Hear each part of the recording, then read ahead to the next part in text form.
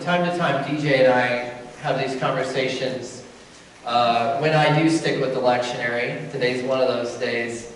The way that it lines up with what we're doing in worship is just nothing but spirit-led and driven.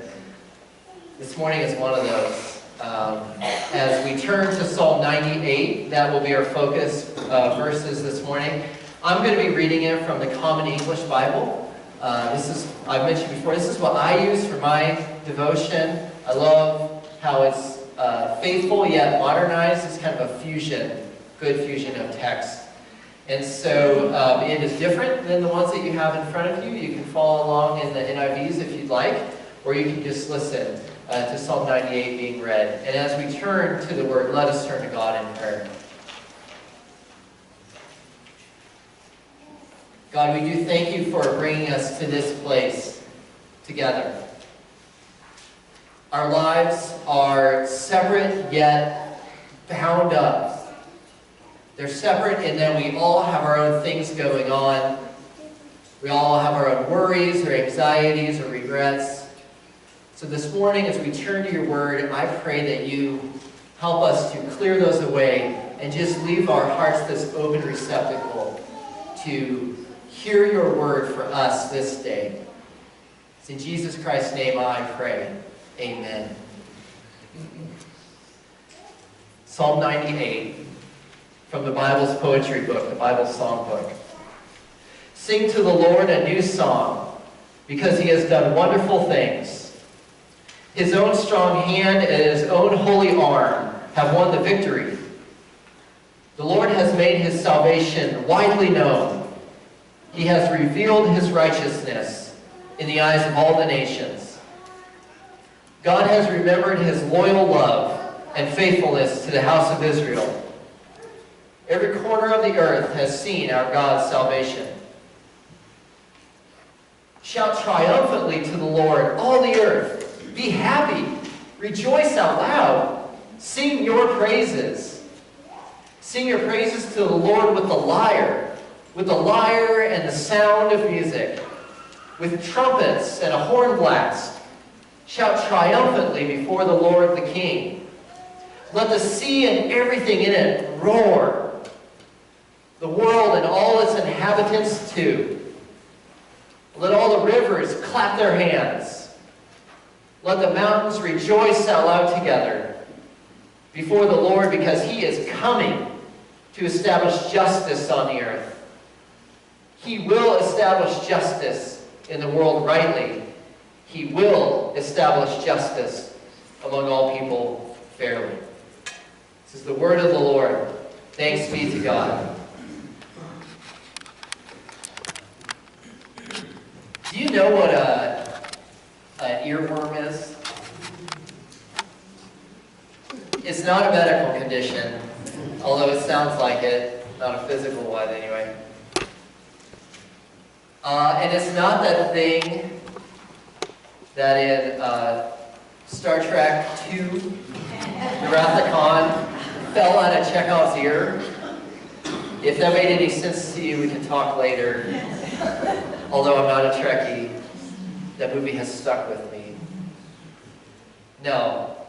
An earworm or a brainworm is music or song.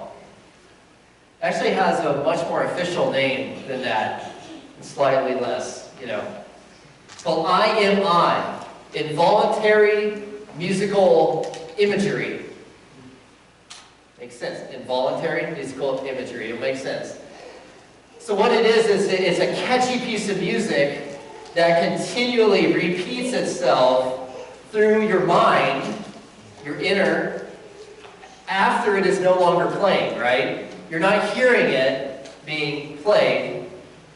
You're not necessarily wanting it to be played, but there it is. You're imagining the imagery part is being played. You're not hearing it, but your mind is playing it over and over and over again. Okay, you know about this, right? Yes? Is anyone free from this?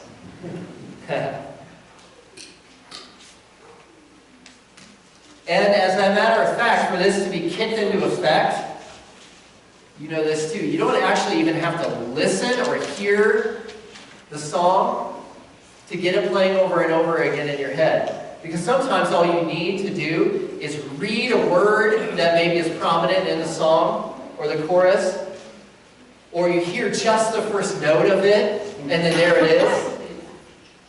Or you remember something that reminds you of it, right?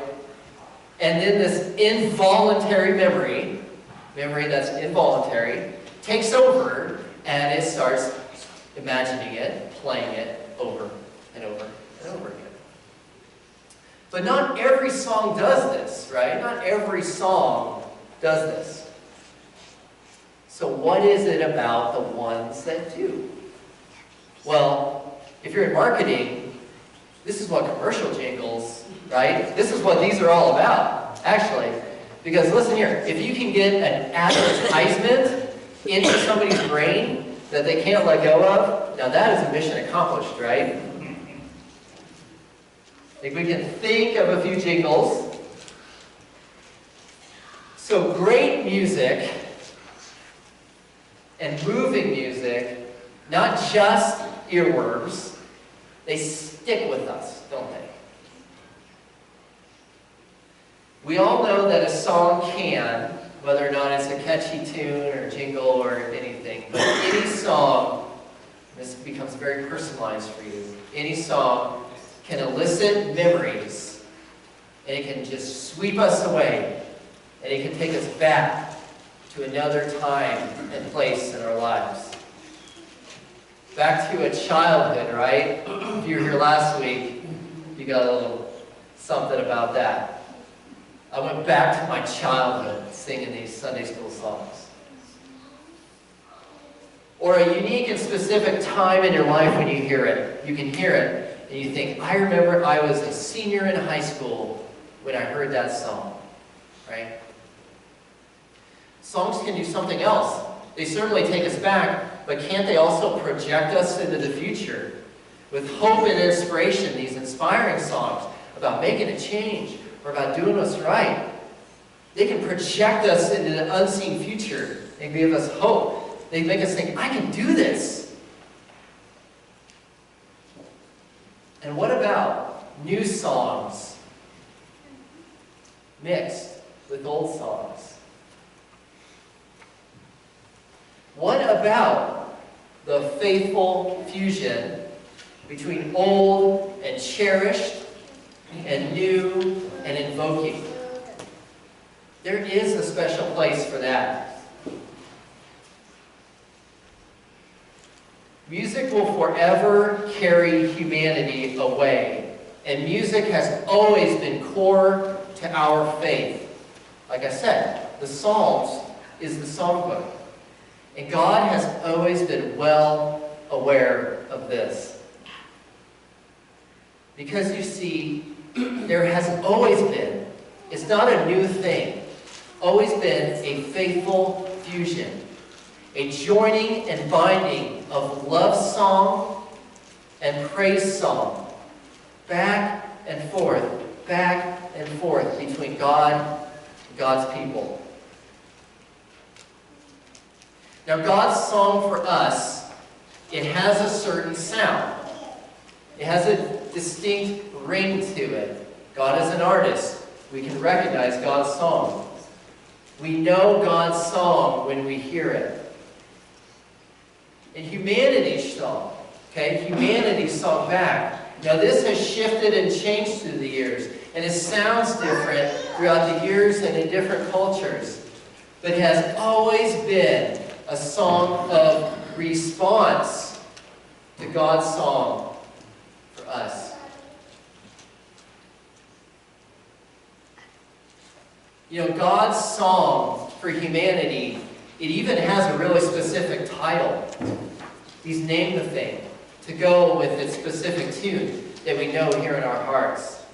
And when this song comes on, right? When this one comes on, and it is played, or we even hear the title, we see it, everybody goes crazy. It's like that one in a concert, right? Everyone's waiting for it. And when you hear the first notes of it, everybody goes crazy. They go wild. God's song is called this: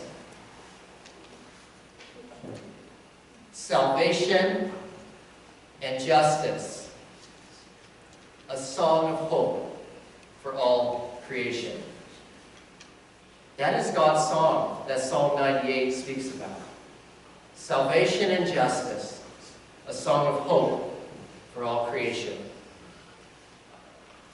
And just at the sound of its title, of those words, salvation and justice, everything, Psalm 98 tells us, it goes wild. The seas roar, right? And they roar along with all the world's inhabitants. This includes people and all other inhabitants. Roar. The rivers clap their hands as they splash over the rapids. Can you hear them? The mountains rejoice out loud together, reaching high in praise. Can you hear them?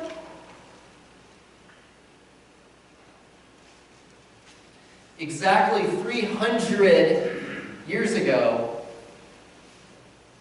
a new song was written in response to God, and it was based off this psalm right here. Part of it goes like this. Now some of you are like, is he going to sing it again? 2 Sundays in a row? No, I won't sing it. See if you can recognize it. While fields and floods, rocks, hills, and plains repeat the sounding joy. Repeat the sounding joy. While fields and floods, rocks, hills, and plains repeat the sounding joy. That's right. 300 years ago, this year, a guy named Isaac Watts wrote the words to Joy to the World after this song. Can you picture it? Can you hear it happening around you? While fields and floods, rocks, hills, and plains repeat the sounding joy. All of this clamor going on is because of God's song to us, which is this perfect fusion of 2 elements. And it's in the title. Humanity and all creation bring out together because salvation has been shown. And justice is coming. He rules the world, right? Justice is coming again to establish itself the right way on the earth. It is the fusion of salvation and justice that makes for God's song, and it is great. Salvation. What an awesome song of our past. Yeah, past. When you look at Psalm 98, it is about salvation being shown to Israel. Salvation is that song of God's that it takes us back when we hear it, yo. When we think of it and the times that God has protected us, God has guarded us, God has saved us, God has watched over us. Now, the word salvation carries a lot of weight. And for some, theological salvation is viewed and defined kind of as the opposite of the negative, right? What I mean is, salvation for some means, well, I'm saved from hell. That's what salvation means. And this is a good thing, don't get me wrong. But what we mustn't forget about salvation, about the Word, about what it is the twofold wonder of salvation. Salvation means that God, yes, has saved us. This word matters. But even more powerfully than that, the saving has done because God chose us. You, me, chosen by God, not to be just saved from something, but to be with God forever. That is salvation. That is amazing grace.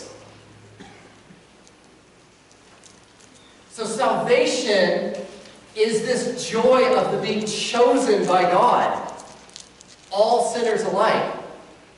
And the second thing salvation is that it gives us life right now, this very day, this very moment, now.